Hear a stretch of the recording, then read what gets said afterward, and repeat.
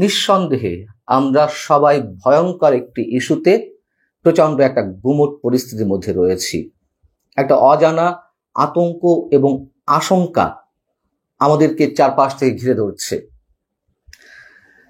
জাতিসংঘের তত্ত্বাবধানে এরই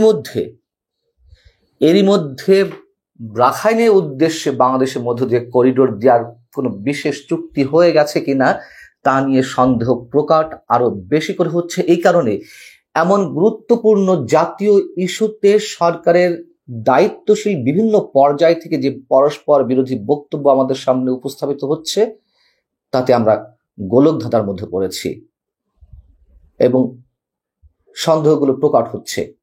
সর্বশেষ গত 29শে এপ্রিল সরকারের জাতীয় নিরাপত্তা উপদেষ্টা এবং রোহিঙ্গা সমস্যা বিষয়ক high representative doctor Khalilur Rahman France ভিত্তিক আন্তর্জাতিক বার্তা সংস্থাকে বলেছেন, আমরা বিষয়টি নিয়ে জাতিসংঘ এবং সংশ্লিষ্ট অন্য পক্ষগুলোর সঙ্গে যুক্ত রয়েছি, তবে মানবিক সহায়তা রুটের বিষয়টি এখনো আলোচনার পর্যায়ে রয়েছে, যা নিয়ে নানা পক্ষের মধ্যে ঐকমত্য হওয়া প্রয়োজন। এই যে ঐকমত্য হওয়া প্রয়োজন, এগুলো শুধুই কথার কথা, অনেকের মনে হচ্ছে সেটি।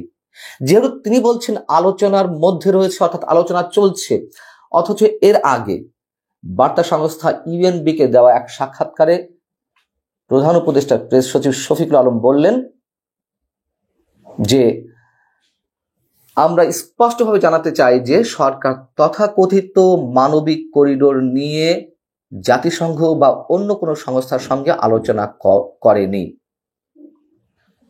কোনটাকে আমরা ঠিক বলে ধরে নেব?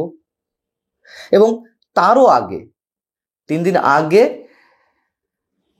আমাদের পররাষ্ট্র উপদেষ্টা তৌহিদ হোসেন সাংবাদিকদের প্রশ্নের জবাবে তিনি বললেন কি, আপনাদেরকে আমি এতটুকু বলতে পারি যে নীতিগতভাবে আমরা এতে সম্মত করিডোর দেওয়ার বিষয়ে, কারণ এটি একটি হিউম্যানিটেরিয়ান প্যাসেজ। এখন মানবিক করিডোরের কথা বলা হচ্ছে, কিন্তু সেই মানবিক করিডোরের আড়ালে কি হতে যাচ্ছে সেই প্রশ্ন সবার মনে। তিনি বলেছেন যে আমাদের কিছু শর্ত রয়েছে, সেই শর্ত নিয়ে আমি প্রশ্ন তুলেছিলাম যে শর্তগুলো আসলে কি, শর্তগুলো যদি পালিত হয় আমরা অবশ্যই জাতিসংঘের তত্ত্বাবধানে সহযোগিতা করব। এটা হচ্ছে পররাষ্ট্র উপদেষ্টা, তার বক্তব্য পরবর্তীতে ডিনাই করলেন প্রধান উপদেষ্টা প্রেস সচিব। পরবর্তীতে আবার গত একদিন আগে যিনি মোস্ট রিলিভেন্ট পারসন অন্তত এই ইস্যুতে এই মুহূর্তে ফরমালি, ডক্টর খলিলুর রহমান বার্তা সংস্থা এএফপি কে বললেন যে আলোচনা চলছে। এই যে সরকারের বিভিন্ন পর্যায়ে দায়িত্বশীল ব্যক্তির মধ্যে পরস্পর বিরোধী বক্তব্য, এর থেকে এতটুকু অনেকেই অনুমান করছেন, প্রশ্ন তুলছেন, তাহলে কি সরকার দেশের বিভিন্ন স্টেক হোল্ডারের সাথে আলোচনা না করেই দিয়ে দিল বিশেষ কোনো স্বার্থে? এই প্রশ্নগুলো পুরনো, এর আগে আমি নিজেই আপনাদের সামনে এই প্রশ্নগুলো উত্থাপন করেছি। এখন যারা আন্তর্জাতিক বিশ্লেষক এবং নিরাপত্তা বিশ্লেষক তারা কি বলছেন, এই ধরনের একটি মানবিক করিডোর যদি দিতে হয় তাহলে কতগুলো পক্ষের মধ্যে ঐকমত্য জরুরি। এক হচ্ছে মিয়ানমারের যে করিডোর দেওয়া হবে রাখাইনের উদ্দেশ্যে সেই দেশের সরকার, দ্বিতীয়ত যেই দেশ করিডোর দিচ্ছে বাংলাদেশ, তৃতীয়ত জাতিসংঘ, চতুর্থত যেহেতু সেখানে সংঘর্ষরত অবস্থা, যুদ্ধরত অবস্থা রয়েছে মিয়ানমার, এবং যেখান থেকে করিডোরটা দেওয়া হবে রাখাইনের উদ্দেশ্যে সেই রাখাইন বা আরাকান রাজ্য যারা দখল করে বসে আছে, আরাকান আর্মি, তাদের সম্মতিও প্রয়োজন। তাহলে এই 4 পক্ষের মধ্যে যদি একটি পক্ষ ভিন্ন মত পোষণ করে তাহলে আন্তর্জাতিক যে নিয়ম বা বিধি অনুসারে এটি কোনো মতেই এই করিডোর দেওয়া যায় না। এদিকে আরাকান আর্মির সঙ্গে যে বাংলাদেশ যোগাযোগ রাখছে, সেক্ষেত্রে এরই মধ্যে বিভিন্ন কূটনৈতিক সূত্র থেকে জানা গেছে মিয়ানমারের সামরিক জান্তা সরকার তারা বাংলাদেশের কাছে তাদের কূটনৈতিক পত্রের মাধ্যমে আপত্তি জানিয়েছে, যেহেতু তারা আরাকান আর্মিকে সন্ত্রাসী গোষ্ঠী হিসেবে অভিহিত করে, এবং সেই জায়গা থেকে তারা বলছে যে এই ধরনের কোনো গোষ্ঠীর সঙ্গে যোগাযোগ রাখা বাংলাদেশের জন্য একেবারেই সমীচীন নয়। জাতিসংঘ বলছে আবার যে করিডোর সিদ্ধান্তের জন্য অবশ্যই মিয়ানমার সরকারের সম্মতির প্রয়োজন রয়েছে। এদিকে জাতিসংঘ যুক্তরাষ্ট্র হয়ে বাংলাদেশের উপর চাপ দিচ্ছে, তাহলে বিষয়টি কি দাঁড়াচ্ছে? তার মানে কি আমরা ধরে নেব জাতিসংঘ আসলে খুব নিরপেক্ষ ভূমিকা পালন করছে? মানে দেবতার আসনে যারা রয়েছে? নিশ্চয়ই না। প্রশ্ন হচ্ছে যে জাতিসংঘ সেই মানে মিয়ানমারের সরকারের কথা এখানে তুলে ধরছে যে সেই দেশের সরকারের সম্মতির প্রয়োজন রয়েছে, কিন্তু সরকার আসলে কোনটি? মিয়ানমারের সামরিক সরকারকে যুক্তরাষ্ট্র তো স্বীকৃতি দেয় না, এবং যুক্তরাষ্ট্র সবসময় যোগাযোগ রেখে আসছে অং সান সুচির যে দল, সেই দল সহ আরো যারা বিদ্রোহী দল রয়েছে তাদের সমন্বয় যে জাতীয় ঐক্য সরকার, সেই সরকারকেই তারা মনে করে মিয়ানমারের সরকার। এখন জাতিসংঘ কোন ভাষায় কথা বলছে আমরা জানি না।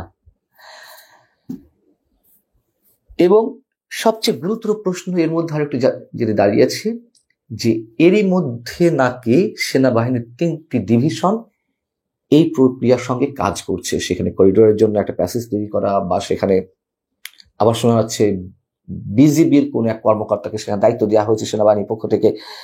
এরকম অনেক কথা হাওয়ায় ভেসে বেড়াচ্ছে। সেনাবাহিনী কেন এটি পরিষ্কার করছে না যে তারা আসলে কোন অবস্থায় রয়েছে? কেন আমাদের সেনাপ্রধান জেনারেল ওয়াকরুজ্জামান মুখ খুলছেন না? যদি ভালো হয়ে থাকে এটি দেশের জন্য, তিনি মুখ খুলুক।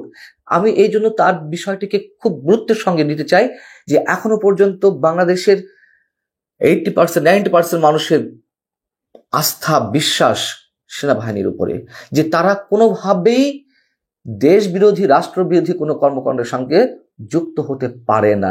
যদি তারা কোনোভাবে যুক্ত হয়ে থাকে, মানুষ অনেক কষ্ট হলেও ধরে নেওয়ার চেষ্টা করবে না, না এটি নিশ্চয়ই দেশের স্বার্থে। আর দেশের স্বার্থে এখানে কি আমরা জানি না। রোহিঙ্গাদেরকে ফিরিয়ে নেওয়ার কথা বলেছে, যেখানে আরাকান আর্মির অত্যাচারে এখনো সেখানকার রোহিঙ্গারা প্রতিনিয়ত শত শত হাজারে হাজারে রোহিঙ্গা তারা দল বেঁধে বাংলাদেশে প্রবেশ করছে, এবং গত 1 বছরে 1 লাখেরও বেশি রোহিঙ্গা বাংলাদেশে প্রবেশ করেছে। কেন তাহলে সেনা প্রধান মুখ খুলছে না? আসলে বিষয়টি কি? সেনা বাহিনী যদি এর সঙ্গে যুক্ত না হয়ে থাকে, আমি আগেই বলেছি যে এরকম একটা সিদ্ধান্ত নেওয়া হলে সেনাবাহিনীকে বিতর্কের মুখে ফেলা হবে। দেশের সংখ্যাগরিষ্ঠ মানুষ এই সরকার যদি এই সিদ্ধান্ত নেয় সেটির বিরুদ্ধে দাঁড়াবে এবং সেনাবাহিনীকেও প্রশ্নের মুখে ফেলবে।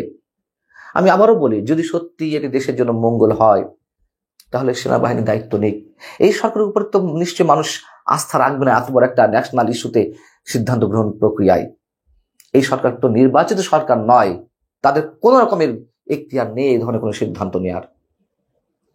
আরো মজার বিষয় হচ্ছে, মজা এবং যেটি আমাদের রহস্যজনক, রাজনৈতিক দলগুলো এখনো কেন চুপ রয়েছে?